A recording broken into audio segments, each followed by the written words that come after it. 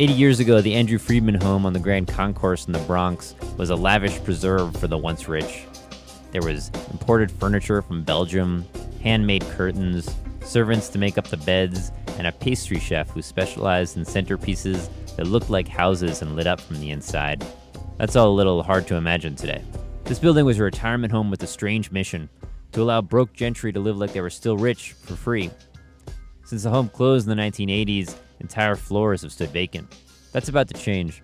The not-for-profit that owns the mansion has embarked on an ambitious project to revitalize it, doing renovations and bringing in arts and education programs that they say will once again fill the space. The home is 15 blocks north of Yankee Stadium.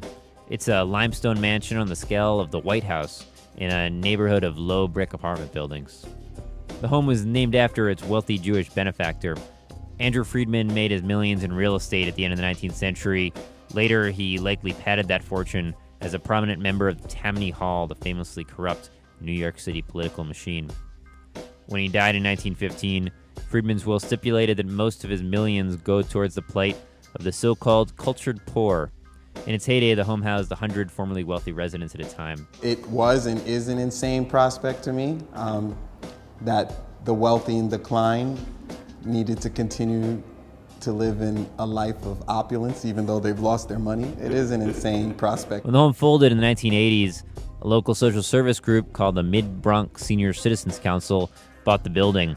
The council offered services on the bottom floor, but the upper floors fell into disuse. Over the years, we've been forced to close down floors. If it's not immediately being used, then we have to cut the energy drain on the building to save cost. We are currently turning that around by doing the same thing, revitalizing the building floor by floor in phases. My name is Naomi Herson-Ringskog. I'm the Executive Director of No Longer Empty. We are a contemporary public art organization.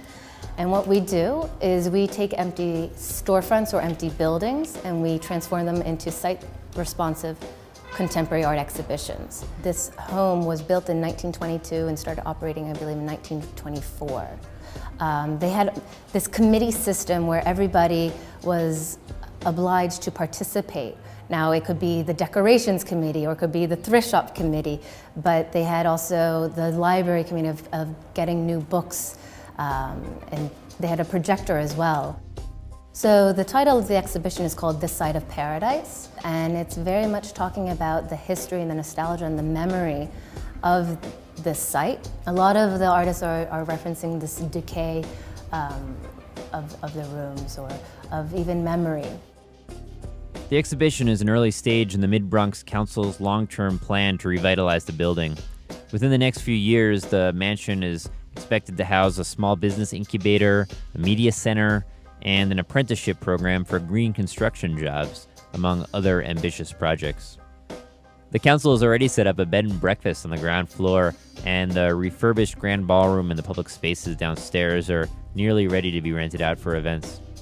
The council's vision for the Andrew Freedman home likely won't include a pastry chef or a staff of servants. In that respect, the plans might not have pleased Freedman himself, and that's probably not a bad thing.